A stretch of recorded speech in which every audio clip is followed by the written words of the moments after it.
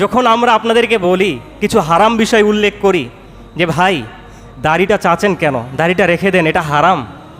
যখন বলি ভাই টাকনার নিচে কাপড় পরেন কেন, এটা তো হারাম। কারণ এই দাম্ভিকতার কারণে হাত্তা জালজালা ইলা ইয়াউমিল কিয়ামা, কিয়ামত পর্যন্ত সে মাটির নিচে ঢুকতেই থাকবে। এবং কিয়ামতের দিনে আল্লাহ সুবহানাহু ওয়া তাআলা যাদের দিকে তাকাবেন না, যাদের সাথে কথা বলবেন না, যাদেরকে পবিত্র করবেন না, যাদের জন্য রয়েছে যন্ত্রণাদায়ক শাস্তি, যেটা সহিহ মুসলিমে উল্লেখ রয়েছে, তাদের মধ্য থেকে অন্যতম হলো যারা টাকনার নিচে কাপড় পরিধান করে। আপনি কেন এই হারাম কাজটা করবেন? যখন আমরা বলি ভাই আপনি কেন সিগারেট খান, কেন নেশাদার দ্রব্য সেবন করেন, এগুলো হারাম। আপনি কেন জর্দা খান, কেন গুল বিড়ি তামাক খান, তখন আপনি কষ্ট পান, অথচ এগুলো স্পষ্ট হারাম। আপনার বিবি বাচ্চা কেন বেপরদায় চলবে, এগুলো হারাম। তাহলে এই হারামগুলো স্পষ্ট।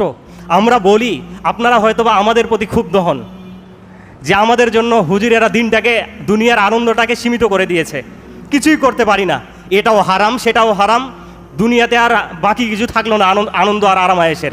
এভাবে তারা ক্ষুব্ধ হয়ে যায়। যাদের হারামের কথা শুনলে চুলকানি হয়, গা জ্বালা পোড়া শুরু হয়, তাদেরকে সরাসরি আল্লাহ তাআলা নিজেই জবাব দিয়ে বলছেন কি, ওয়াতাম্মাত কালিমাতু রাব্বিকা সিদকান ওয়া ইদলা, যেটা সূরা আনআমের 115 নম্বর আয়াতে উল্লেখ রয়েছে। তোমার প্রতিপালকের বাণী সেটা সত্য এবং ন্যায়পরায়ণতার দিক দিয়ে পূর্ণতা লাভ করলো। অর্থাৎ আল্লাহ সুবহানাহু ওয়া তাআলার প্রতিটি বক্তব্য, তিনি যা হালাল করেছেন, যা হারাম করেছেন, প্রতিটি বিধান এগুলো সত্য এবং ন্যায়পরায়ণ। আল্লাহ সুবহানাহু ওয়া তাআলা মিথ্যাবাদীও নন, তিনি বেইনসাফকারীও নন।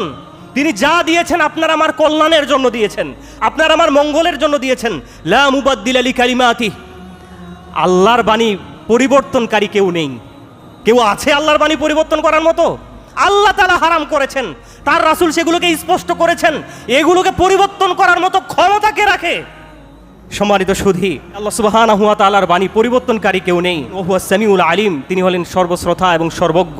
আল্লাহ রাসূল সাল্লাল্লাহু আলাইহি ওয়াসাল্লাম বলছেন, যে হাদিসটি হাকিম এবং দারাকুতনিতে উল্লেখ রয়েছে, মা আহাল্লাল্লাহু ফি কিতাবিহি ফাহুয়া হালালুন, আল্লাহ সুবহানাহু ওয়া তাআলা তার বিধানে যা হালাল করেছেন সেটা হালাল।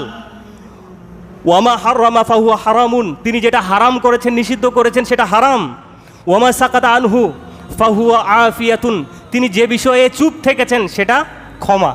ফাকবালু মিনাল্লাহিল আফিয়া, তোমরা আল্লাহ সুবহানাহু ওয়া তাআলার ক্ষমাকে গ্রহণ করো। ফাইন্নাল্লাহা লাম ইয়াকুন নাসিয়া, আল্লাহ রাব্বুল আলামিন তিনি কোনো কিছু বিস্মৃত হন না, ভুলে যান না, তার স্মৃতি থেকে কোনো কিছু মুছে যায় না।